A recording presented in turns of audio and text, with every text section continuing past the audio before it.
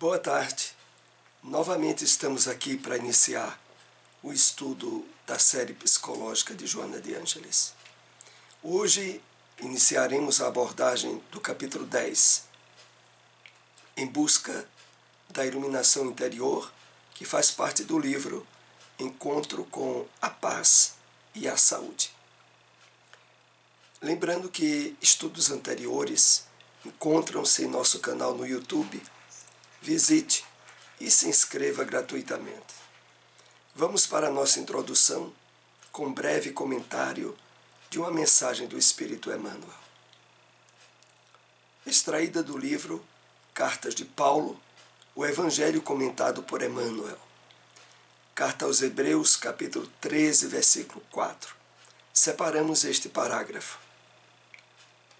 A existência não é um feriado para indisciplinas, mas um dia de trabalho santo, em que o espírito deve entrar na posse de sua herança eterna, entre as bênçãos de luz e paz, da alegria de viver.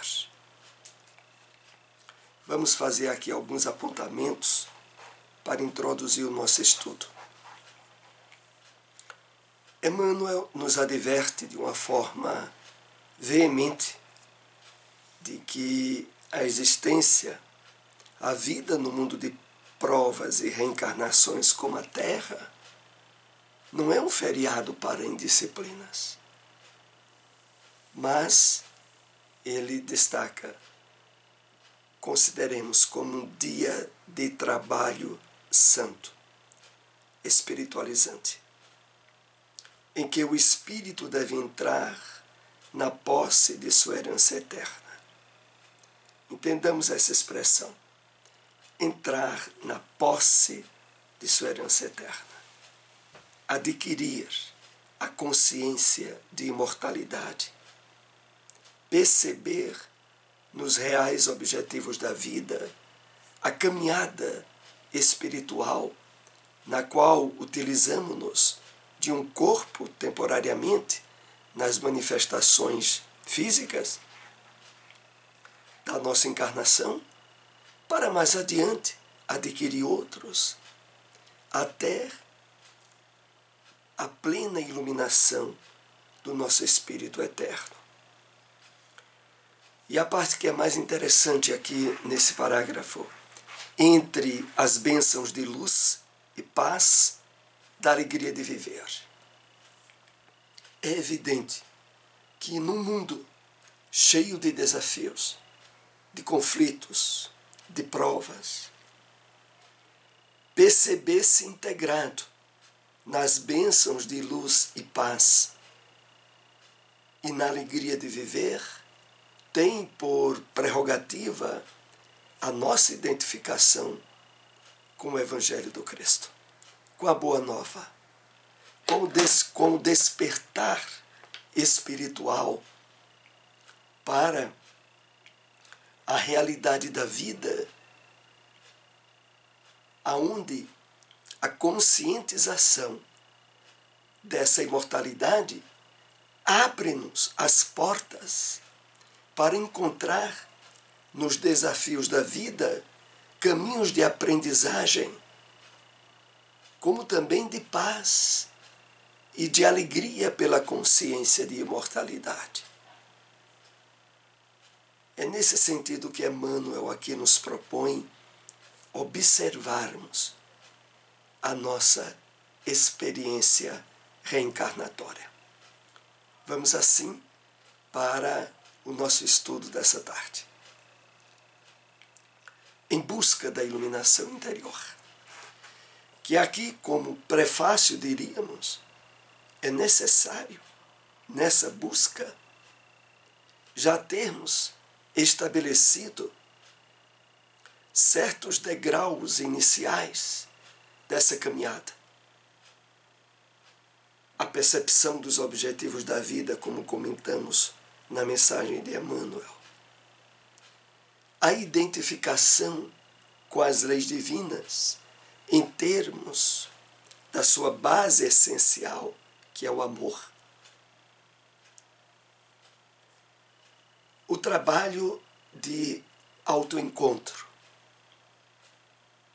que estabelece os patamares para a iluminação interior, para nos percebermos como espíritos que trazemos um passado de experiências encarnatórias, muitas vezes conflitivas, desequilibradas, e que agora, atingindo certa maturidade de senso espiritual, encontramos os meios para transcender, sublimar, redirecionar essa carga de energias do passado, afastadas das leis divinas, e que agora devem ter um novo curso. Tudo isso é prerrogativa para irmos em busca da iluminação interior. O ser humano está fadado, está destinado à plenitude, ao estado luminoso. O estado luminoso é o estado de integração com os princípios espirituais profundos que nos ligam a Deus. Todo o empenho deve ser encetado, deve ser direcionado, trabalhado, a fim de que o processo de autoaprimoramento moral e espiritual dê-se com segurança.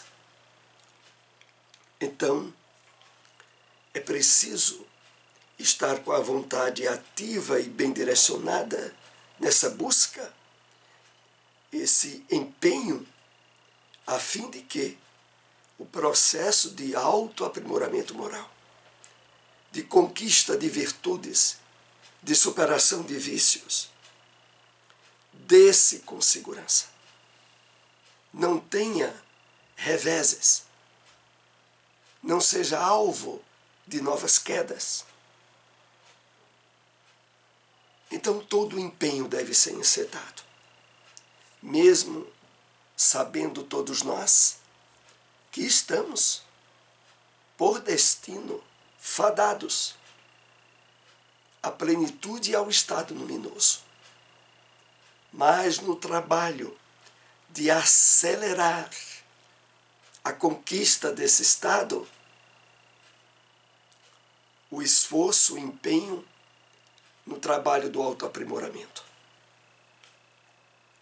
remanescente das heranças ancestrais, a sua marcha ascensional é feita de vitórias do self sobre a sombra densa que lhe dificulta o discernimento, ou vincula-o aos hábitos doentios que deve superar mediante a instalação de outros saudáveis.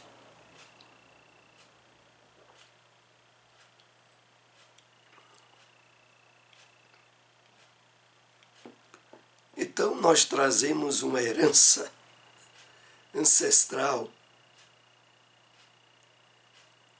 aonde a sombra que encobre vícios e desequilíbrios precisa agora ser devidamente trabalhada. Por isso Joana lembra aqui, a sua marcha ascensional é feita de vitórias do self, vitórias do eu profundo, do Cristo interno, sobre a sombra densa, sobre esse nosso passado desairoso,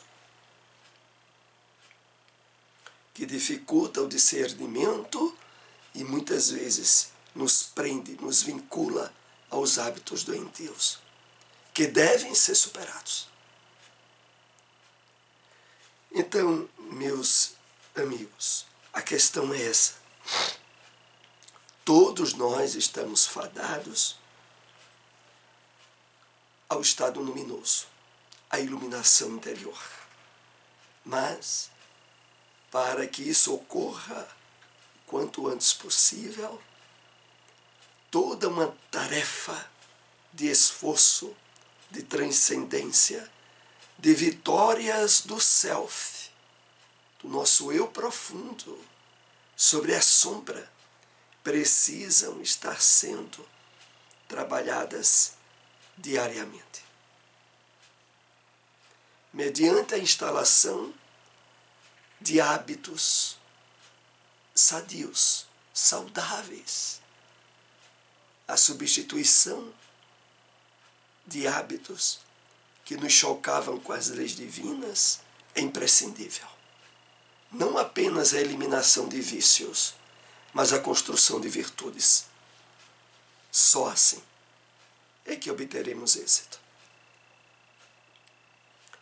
A busca da iluminação, da conquista da autotranscendência, é impositivo da evolução. Não podemos fugir. De uma vez por todas, chegou o momento de pararmos de quedas repetitivas em erros que não tem mais cabimento continuarmos. Então, é um impositivo de evolução, que não se compadece do estado de sombra por onde perambula, impulsionando aos tentames contínuos, até alcançá-la, até alcançar essa iluminação. Então, o que fica aqui bem colocado para nós é de que a conscientização de que nós somos destinados à iluminação, ao estado luminoso, a ligação profunda com o nosso Criador. Isso, por sabermos, já é um ponto importante, mas não significa que isso deva abrir portas para o marasmo, para a preguiça espiritual. Não tem cabimento. A conscientização disso deve ser-nos mola propulsora ao esforço máximo, diário. Porque, na verdade, é só nesse trabalho de iluminação profunda que nós escaparemos ilesos das graves doenças de nossa época. As doenças do sentido, as síndromes, as depressões, as ansiedades, que têm avasalado um vasto número de pessoas. É para não sermos vítimas disto que devemos nos empenhar com gosto pela conquista do estado luminoso que Joana propõe. A princípio, essa necessidade manifesta-se em forma de vazio existencial, que se lhe faz um tormento de insatisfação. Então, a princípio, passamos por um nível de percepção aonde a conquista de bens, de posições, de satisfações físicas já não mais nos satisfaz. Superamos essa fase de engodo ilusório da matéria e passamos a perceber que não é acumulando bens e gozando satisfações que nos sentimos plenos. Não. Começa a emergir um vazio existencial em relação a isso. E a Joana continua, diante da qual nada consegue como contribuição para a conquista da harmonia ou da alegria de viver. A pessoa vai constatando que já basta, que já se iludiu demais com as questões materiais, que já quebrou demais a cara. Já está bom. E a partir daí, esse ponto é importante para as propostas de iluminação íntima, espiritual, que aqui estamos trabalhando. Não sabendo como realizar essa busca interior, foge do mundo e malbarata as bênçãos de que é possuidor, na inutilidade do isolamento, distante da solidariedade e da convivência com todas as criaturas que lhes são necessárias ao crescimento espiritual. Joana aqui se refere ao desvio que algumas pessoas dão de, ao perceber esse vazio existencial e não encontrar as aberturas de autodescobrimento, de despertamento espiritual, buscam isolar-se, afastar-se da sociedade, procurar, de alguma forma, por evitar os contatos com esse jogo das ilusões da sociedade, se proteger. Mas nisso há um malbaratamento e um desgaste das bênçãos de que se é possuidor. Bênçãos aqui entendamos, por exemplo, as possibilidades de saúde, de inteligência, de entendimento da vida, porque, na verdade, não é no isolamento, não é no afastamento da sociedade que nós lograremos essa plenitude interior. Por isso ela diz no final, e da convivência com todas as criaturas que lhes são necessárias ao crescimento espiritual. Nós precisamos uns dos outros para nos estimularmos nesse trabalho de despertamento espiritual. Nesse estado de abandono de tudo e de todos, pode ocorrer-lhe o êxtase, a negação do ego e das suas necessidades. No entanto, faz-se inadiável a convivência com a vida em geral, a fim de poder tornar-se útil, contribuindo em favor dos demais. Joana se refere, nessa situação, àqueles que, buscando o isolamento, estabelece um trabalho de refúgio espiritual, de meditação, sem querer mais envolver-se com a vida em comunidade, com a vida social.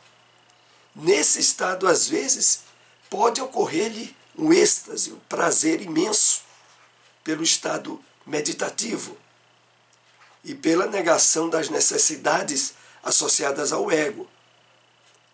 No entanto, faz-se inadiável a convivência com a vida em geral. A proposta não é de um fanatismo de isolar-se do mundo, para não estar mais sendo contaminado por ele, e buscar, nesse isolamento, apenas como um refúgio de autopromoção espiritual. Faz-se inadiável a convivência com a vida em geral, a fim de poder tornar-se útil, contribuindo em favor dos demais. Mais cedo ou mais tarde, a necessidade do retorno ao convívio social. É através do amor, da identificação do self soberano ante as imposições relativas do ego, que ocorre a iluminação, de dentro para fora, ensejando a harmonia e completude indispensáveis à transcendência.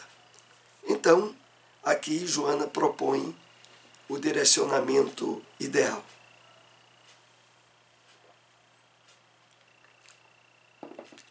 Através do amor, da identificação com o eu profundo, com o self,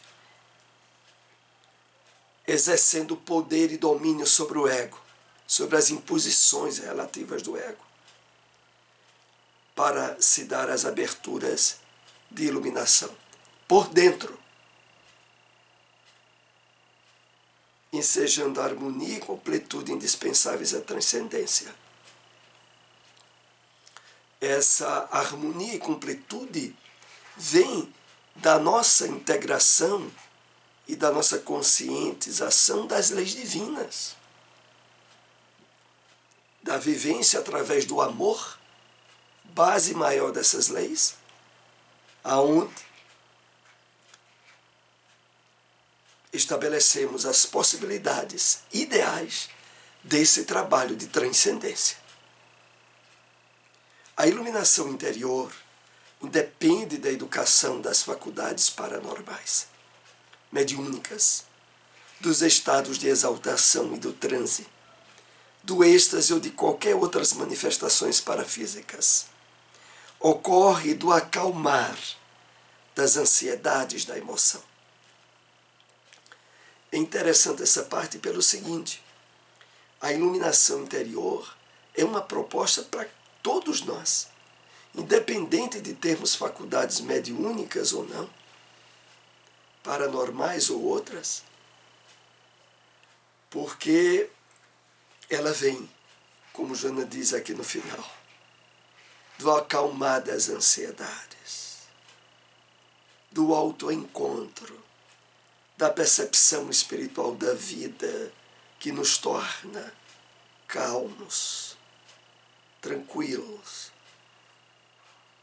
sob o controle das emoções que antes provocavam desalinho, desequilíbrio, mas que agora se submetem à vontade diretora do nosso self.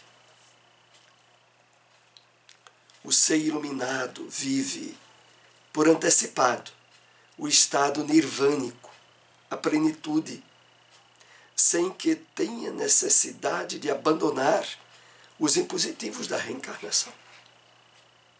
Então, a proposta da autoiluminação é a proposta de já vivermos plenamente o reino dos céus dentro de nós, o estado nirvânico de plenitude, mesmo ainda estando encarnados.